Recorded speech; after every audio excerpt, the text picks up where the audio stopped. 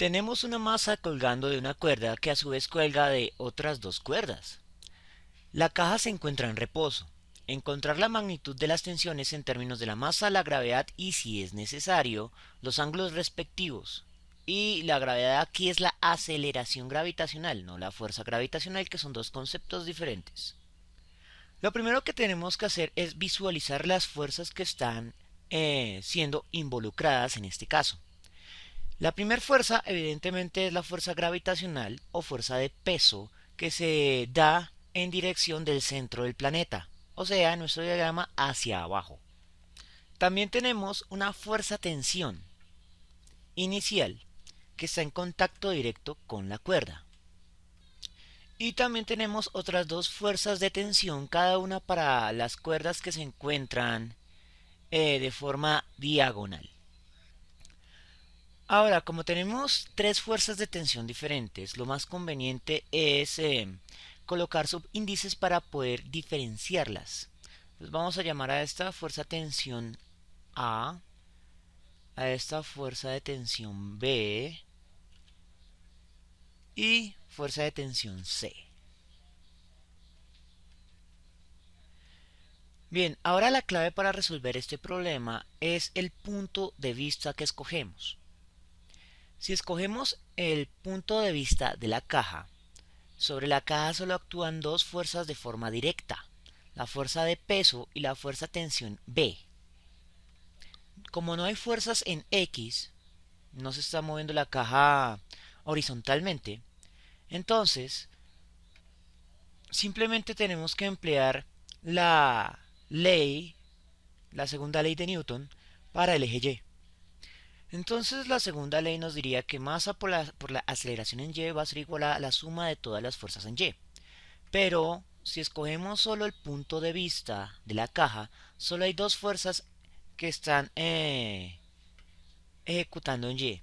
La fuerza en peso más la fuerza de tensión B.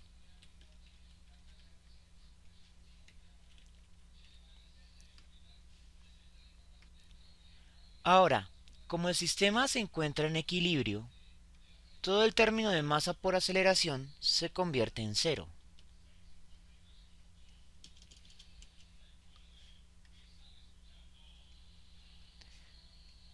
Eso implica que la fuerza peso va a ser igual a menos la fuerza de tensión en B.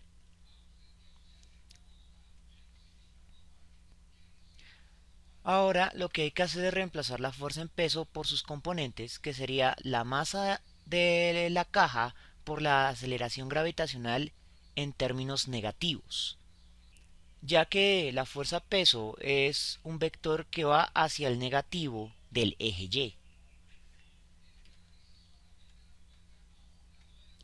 Ahora simplemente tenemos que eliminar los negativos de ambos lados de la ecuación y tenemos la primera fuerza tensión en términos de la masa y la gravedad, que es la fuerza de tensión en B. Sin embargo, aún nos quedan otras dos fuerzas de tensión. Ahora, desde el punto de vista del sistema, la fuerza de tensión en A y la fuerza de tensión en C van a ejecutar sus fuerzas sobre el sistema de caja más cuerda. En ese sentido, técnicamente tendríamos que sumar la masa de la caja y la masa de la cuerda que está en contacto sobre la caja. Sin embargo, normalmente en este tipo de casos podemos despreciar la masa de la cuerda que ejecuta la tensión B. Y por lo tanto podremos simplificar este caso del modo siguiente. Ignoramos a la cuerda B completamente y nos queda un sistema con tres vectores que vamos a pasar a un plano cartesiano. Ahora, en este punto también debemos ejecutar la segunda ley de Newton, pero en este caso tenemos tanto componentes en X como componentes en Y. Entonces vamos a comenzar con los componentes en Y. Nuevamente, masa por aceleración en Y igual a la suma de todas las fuerzas en Y. El problema es determinar la suma de todas las fuerzas en Y, debido a que tenemos dos fuerzas actuando vectorialmente en diagonales, que van a tener componentes en X y componentes en Y. Entonces, vamos a tener una componente en Y de la fuerza tensión C, y lo vamos a colocar un poco más hacia acá para no confundirnos con la otra fuerza de tensión en Y que actúa hacia el positivo de las Y. Entonces esto lo vamos a llamar fuerza de tensión C en su componente Y. También tenemos una fuerza de tensión en Y ejecutada por la tensión A.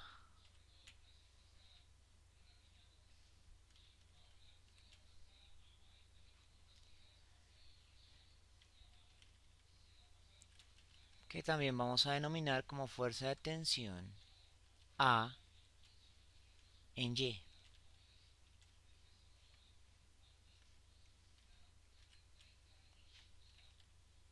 Listo.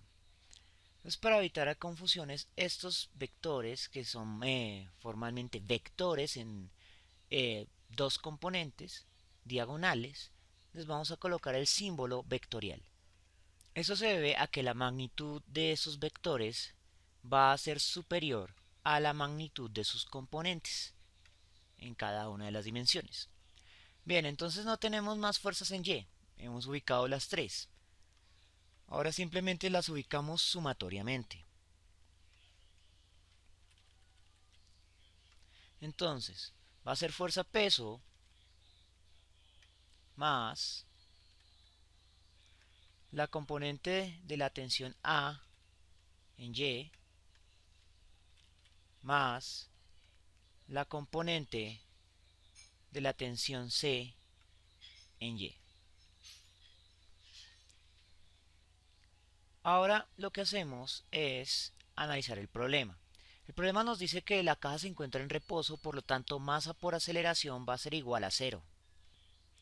Ahora, vamos a despejar la fuerza peso, que va a ser igual a las tensiones en Y de las dos cuerdas, pasando la fuerza peso de sumar a restar.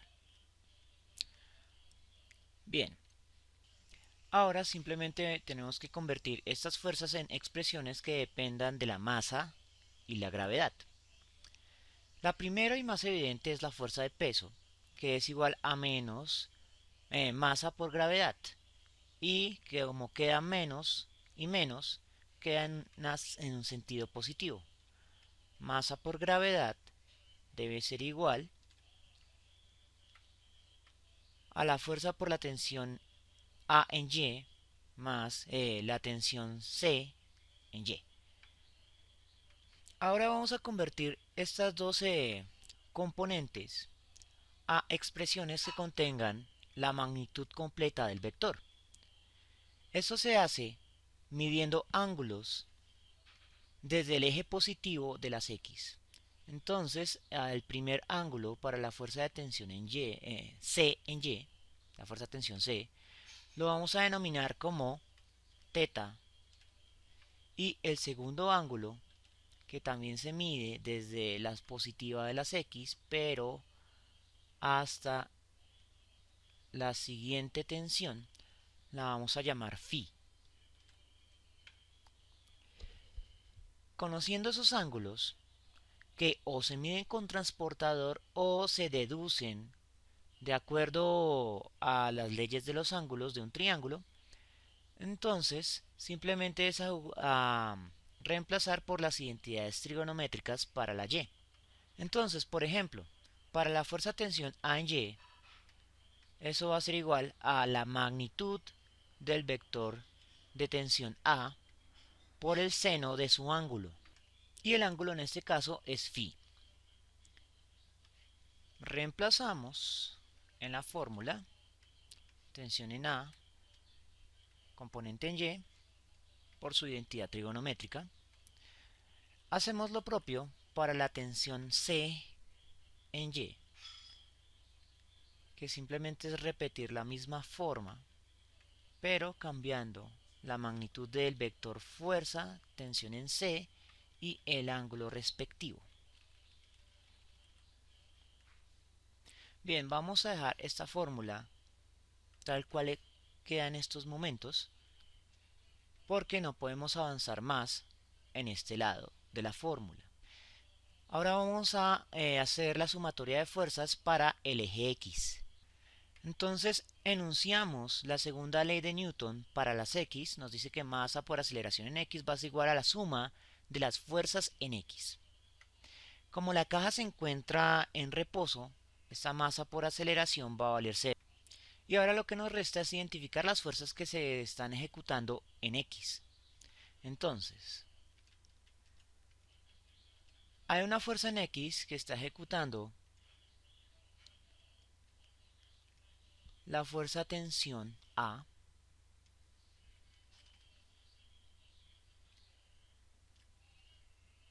que se está oponiendo a una fuerza X que está ejecutando la tensión C.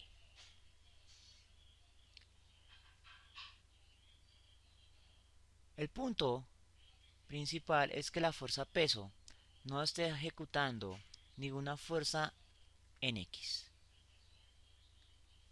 Entonces, simplemente tenemos componentes del siguiente modo. Tenemos una fuerza de tensión A en X que va en el sentido negativo de las X y una fuerza de tensión C en X que va en el sentido positivo de las X. Entonces simplemente es reemplazar la sumatoria. Fuerza de tensión A en X va a ser igual, bueno, va más la fuerza de tensión C en X va a ser igual a 0. Es importante que cuando se reemplace la sumatoria nunca se coloquen negativos aún, ya que si se coloca la suma, cuando se despeja se obtiene el resultado con el signo apropiado. Entonces, por ejemplo, si usted pasa la tensión A en X de sumar a restar, al pasar al otro lado de la expresión sale con el signo apropiado. La fuerza de tensión C en X va a quedar en el sentido positivo y la fuerza de tensión A en X va a quedar en el sentido negativo, tal cual se muestra en el diagrama de fuerzas. Ahora esta expresión hay que reemplazarla por su identidad trigonométrica, que va a ser muy parecido a lo que hicimos anteriormente, pero lo único que cambia es la función seno por la función coseno. Entonces la fuerza de tensión A en X va a ser igual a la magnitud del vector tensión A, pero en lugar del seno se coloca el coseno. Y hacemos lo propio con la fuerza de tensión C, alterando únicamente la función seno por la función coseno. Ahorita lo único que vamos a hacer es despejar alguna de las magnitudes de los vectores. Entonces vamos a despejar la función de la fuerza tensión en C, pasando el coseno de multiplicar a dividir.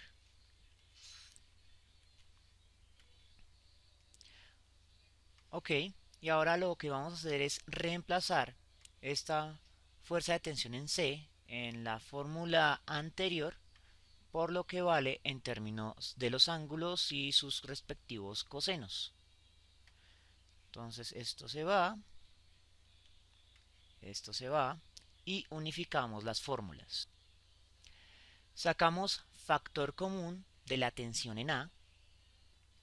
Simplificamos aquí coseno de teta que está dividiendo y seno de teta que está multiplicando. Eso va a ser igual a la tangente de teta.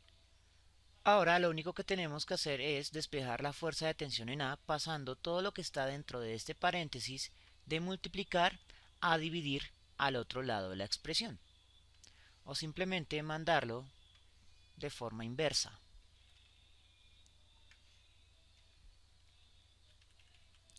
Entonces todo este paréntesis queda expresado a la menos 1.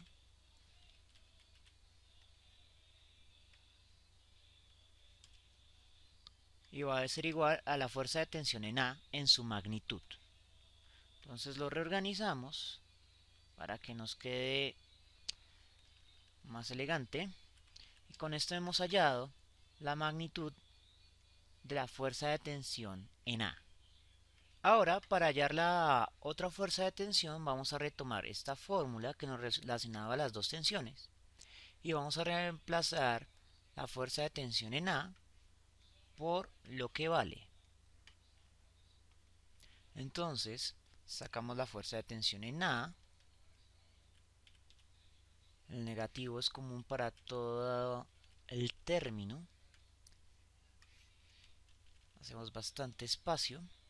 Y adicionalmente dejamos la fuerza de tensión en C a la izquierda para que nos quede elegante la presentación del resultado. Y entonces va a ser igual a masa por gravedad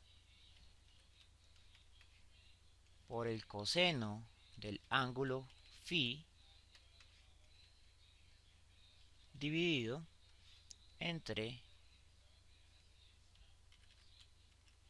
la resta por un factor común. Bien, esta expresión, si le parece un poco compleja, la podemos transformar a una forma pues fraccionaria, que es como la forma más común en la que se expresan estos resultados, pero es un poco incómodo. Entonces, masa por gravedad por el coseno de phi va a quedar arriba dividido entre el coseno de teta, que va a actuar como el factor común a lo que se encontraba dentro de este paréntesis.